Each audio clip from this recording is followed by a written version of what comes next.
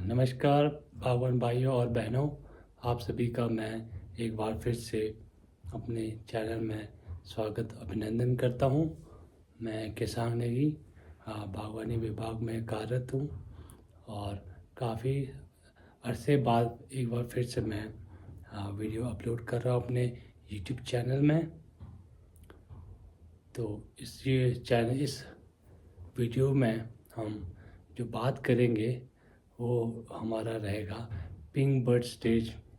Apple में आजकल जैसे हम सभी को मालूम है पिंक बर्ड स्टेज जो है गुलाबी कली की जो है आ चुकी है और कई जगहों में अभी आना बाकी है हाइट के बगीचों में। तो बहुत ही बागवान भाइयों का जो है क्वेरीज रहता है कि हम इस स्टेज पे कौन कौन से स्प्रे करें और क्या ना करें। और खासकर आजकल काफ़ी जो लो हाइट्स में जो है बगीचों में पिंक बर्ड आ चुका है, तो वहाँ के बागवानों की एक क्वेरीज आ रही है कि इस बार जो है उनके बगीचे में सेब के ज़्यादातर जो है पत्तियाँ आ रही है, फूल कम आ रही है। तो अगर इसका जो हम इसका कारण या अगर मैं इसका कारण बताऊं तो इसका कारण ये रहा कि पिछले साल बहुत ज़्यादा प्रेसिपिटेशन रही, बहुत ज़्यादा जो है बारिशें रही, नमी बहुत रहा, जिस कारण जो फंगल बहुत ज़्यादा जल्दी जो है मल्टीप्लाई हुआ। और इससे जो है हमारे कई बागवान भाइयों ने अपने जो हमारा स्प्रे शेड्यूल है उन्होंने यूनिवर्सिटी का रिकमेंडेड किया हुआ उसको जो है टाइमली नहीं कर पाए, कहीं स्किप करना पड़ा उनको। तो इससे जो है फंगस को पनपने में बहुत ज़्यादा सहायता मिला, जिससे जो है बहुत सी फंगल अटैक हमें सेब के बागीचे में देखने को मिला, जिससे जो है प्री मैच्योर लीफ फॉल की समस्या आई थी। पत्तियां जो है टाइम से पहले झड़ गए थे। तो उस कारण जो है अब इस साल क्या है कि ज़्यादातर बगीचे में वो जो नई शूट्स है वो सारे जो है हमारे बीमा कम बन के ज़्यादा जो पत्तियों के ग्रोथ में जा रही है। तो इसका एक कारण तो ये रहा। और दूसरा क्योंकि ये रहा कि जैसे हम पीजीआर्स के स्प्रेस करते हैं GA3 GA4 का, राइट। ये क्या है कि आपका जिब्रेलिक एसिड का जो है बहुत डिपेंड करता है कि ये हमारे कितनी ज़्यादा जो है वेजिटेटिव ग्रोथ आएगी। और हमारा पिछले साल जैसे हम देखें नेक्स्ट ईयर जो रिटर्न ब्लूम है वो भी जो है जिब्रेलिक एसिड की क्वांटिटी और उसके अवेलेबिलिटी पे बहुत ज़्यादा डिपेंड करता है। तो अगर हम जैसे इसकी ज़्यादा स्प्रे करते हैं उससे भी जो है वेजिटेटिव ग्रोथ ज़्यादा रहती है। और अमूमन एक चीज़ ये भी है इसका रीज़न कि पिछले साल अगर आपके बगीचे में प्रोडक्शन अच्छी रही सेब की तो नेक्स्ट साल वैसे भी जो है हमें कई अल्टरनेट बेयरिंग देखते हैं, तो वहाँ पे जो है अगले साल वैसे भी जो है हमारे फ्रूट की प्रोडक्शन कम रहती है। तो अब रही बात पिंक बर्ड स्टेज में। पिंक बर्ड स्टेज क्या होता है हमें पहले ये मालूम होना चाहिए। गुलाबी कली क्या होती है सेब में, हम ये ऐसा स्टेज है, ये ट्रांजिशनल स्टेज है बिटवीन ग्रीन टिप, जब पत्तियां आती है और उसके बाद फूल जो ब्लूम फ्लावरिंग होती है उसके बीच के जो फेस है उसको हम पिंक बर्ड स्टेज कहते हैं, राइट। इसमें क्या होता है जो आपके पत्तियां निकलेंगी, एक तो वेजिटेटिव ग्रोथ में जाएगा कुछ एनर्जी, राइट। और दूसरा जो आपके बर्ड बनते हैं वो पिंक कलर के बाद में जाके ये फ्लावर में कन्वर्ट होगा, तो इसको कहते हैं पिंक बर्ड स्टेज, राइट। तो इस पिंक बर्ड स्टेज में हमने किन किन बातों का ध्यान रखना है जिससे हमारी आगे की जो फ्लावरिंग है वो बहुत ही अच्छे से हो, क्योंकि फ्लावरिंग के बाद ही जो है अल्टीमेटली हमारी फ्रूट सेट होना है। तो पहले तो ये रहता है कि पिंक बर्ड स्टेज पे हमारा क्लाइमेट मौसम का बहुत ज़्यादा निर्भर करता है कि हमारा क्लाइमेट जो है कैसा रहता है, एनवायरनमेंट ज़्यादा ठंड भी ना हो, राइट, और ज़्यादा गर्मी भी ज़्यादा एक्सेस ना हो, क्योंकि हमारा जो फ्लावरिंग के टाइम और फ्रूट सेट के लिए जो टेम्परेचर चाहिए होता है हमारा मिनिमम 20 या 21 डिग्री से लेके आपका 25 डिग्री सेल्सियस के बीच में जो है अगर टेम्परेचर रहे तो उस पर जो आपका जो बी मूवमेंट्स हो गया, आपकी जो पॉलिनेशन जो है वो बेहतर तरीके से हो पाता है, तो अल्टीमेटली आपकी फ्रूट सेट भी अच्छी होगी। तो ये पिंक बर्ड स्टेज पे आपका क्लाइमेट कंडीशन डिपेंड करता है। और दूसरा, आप इस पे क्या क्या न्यूट्रिशंस या फंजीसाइड्स के स्प्रे कर सकते हैं। फर्स्ट ऑफ ऑल, न्यूट्रिएंट में आप बोरिक एसिड के स्प्रे कर सकते हैं, जो कि ये नॉनी यूनिवर्सिटी और डिपार्टमेंट ऑफ हॉर्टिकल्चर रिकमेंड करता है हमारे को। बोरिक एसिड क्वांटिटी 250 ग्राम और यूरिया 1 से 2 किलो के बीच में आप स्प्रे कर सकते हैं। और साथ ही साथ अगर आपके बगीचे में फंगल अटैक रहता है, जब आपका बगीचा जो है इस एरिया में जहाँ पे प्रेसिपिटेशन रेनफॉल ज़्यादा होती है, मॉइस्चर कंटेंट ज़्यादा रहता है आपका अमूमन, तो वहाँ पे जो आपको नॉनी यूनिवर्सिटी का जो स्प्रे शेड्यूल है उसके अकॉर्डिंग जो फंजीसाइड की स्प्रे अवश्य कर ले 15-15 दिन के गैप में। इस प्रिकॉशनरी जो है फंजीसाइड की स्प्रे अच्छा रहता है। अगर आपकी लास्ट ईयर स्कैब रहा हो तो अवश्य आप फंजीसाइड के स्प्रे 15-15 दिन के गैप में करें।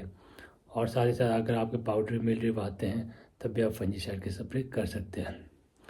तो अगर फंजीसाइड के ऑप्शन देखें तो आपके पास मैंकोजेब है 600 ग्राम पड़ेगा, और अगर प्रोपिनेब 600 ग्राम, डिफेनिकोनाजोल 30 ml, और एक आपको मिलता है कॉम्बी प्रोडक्ट में अवतार के नाम से, इसका भी आप स्प्रे कर सकते हो, ये 500 ग्राम पड़ेगा। तो ये चार फंजीसाइड की आपको यहाँ पे ऑप्शन मिलता है, तो इनमें से आपने एक फंजीसाइड का स्प्रे करना है पिंक बर्ड पे। और सेकेंडली इंसेक्टिसाइड, मैंने देखा कि बागवान भाई लोग बहुत ज़्यादा इंटरेस्टेड रहते हैं कि इंसेक्टिसाइड का कौन सा स्प्रे किया जाए। हम वो ढूंढते हैं कि इंसेक्टिसाइड हमें कौन सा मिल जाए मार्केट में। तो इस स्टेज पे हो सके तो इंसेक्टिसाइड का कोई स्प्रे ना करें। फिर भी अगर आपको लगता है कि थ्रिप्स की दिक्कत रहती है या माइनर, अगर थोड़ा बहुत इंसेक्ट सबके बगीचे में होते हैं, ये नेचुरल है, होना भी चाहिए। इंसेक्ट है मतलब कि आपका बगीचा हेल्दी है जिसमें इंसेक्ट पनप पा रहा है। अगर आपके बगीचे में केमिकल ही केमिकल होगा तो वैसे भी इंसेक्ट जो है जीवित नहीं रह पाता वहाँ पे। तो नेचुरल जो हमारा एनवायरनमेंट है उसमें इंसेक्ट्स का भी होना बहुत ही आवश्यक होता है। तो इसके अगर आपको लगता है कि बहुत ही अलग मीन्स कि बहुत ज़्यादा अधिक मात्रा में अगर इंसेक्ट आपके बगीचे में दिखे जाए, तब जाके आप इंसेक्टिसाइड का स्प्रे कर सकते हैं। और पिंक बर्ड स्टेज पे जो है नॉनी यूनिवर्सिटी जो है अलांटो थायोक्लोरोपिड, इसकी जो है 100 ml रिकमेंड करता है थ्रिप्स के लिए, राइट।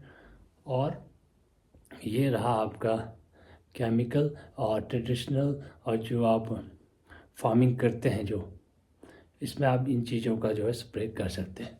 और रही बात दूसरे बागवान भाई जो हमारा नेचुरल फार्मिंग कर रहे हैं, वो क्या कर सकते हैं इस पर कि जो सप्तधन अंकुर है आपका सप्तधन अंकुर, उसका जो है 6 से लेके 8 लीटर, मतलब कि आप 7 लीटर जो है के आसपास इसकी आप स्प्रे पिंक बर्ड स्टेज पे कर सकते हैं, जो कि केमिकल चीज़ों के आप यूज़ नहीं करते हैं। तो आप सप्तधन अंकुर का स्प्रे कर सकते हैं, ये आपका एज अ फंजीसाइड काम करेगी। और दूसरा, अगर आपको भी इंसेक्टिसाइड की इंसेक्ट की दिक्कत रहती है, थ्रिप्स हो गया कोई, तो इसमें क्या एज इंसेक्टिसाइड आपका ये जो ब्रह्मास्त्र या अग्नि अस्त्र, तो इसका स्प्रे आप इस स्टेज पे कर सकते हैं। तो ये रहा हमारा कि क्या क्या कौन कौन से स्प्रेज हम एज अ केमिकल फार्मिंग और नेचुरल फार्मिंग में हम पिंक बर्ड स्टेज पे कर सकते हैं।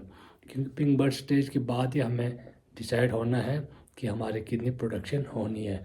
तो पिंक बर्ड स्टेज ऐसा स्टेज है जहाँ से कुछ पास वेजिटेटिव ग्रोथ में जाएगी, कुछ रिप्रोडक्टिव ग्रोथ में।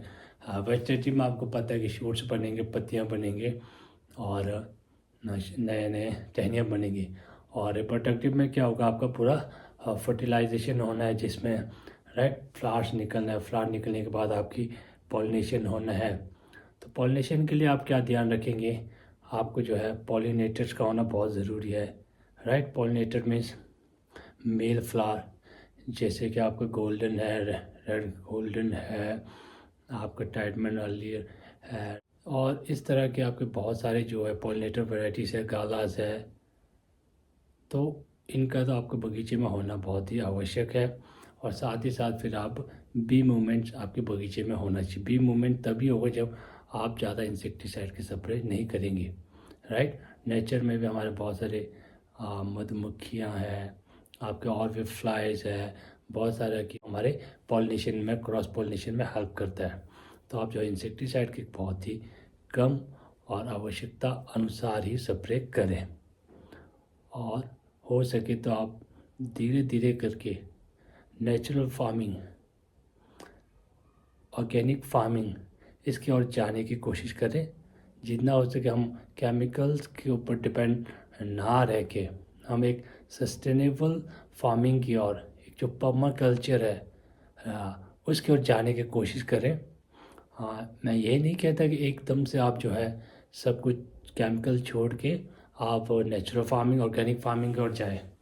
ये आपको धीरे धीरे करके ही करना पड़ेगा, क्योंकि इसमें आपको पहले अंडरस्टैंड करना पड़ेगा कि नेचुरल फार्मिंग क्या है, ऑर्गेनिक फार्मिंग क्या है, और इसको हम कैसे करेंगे, राइट।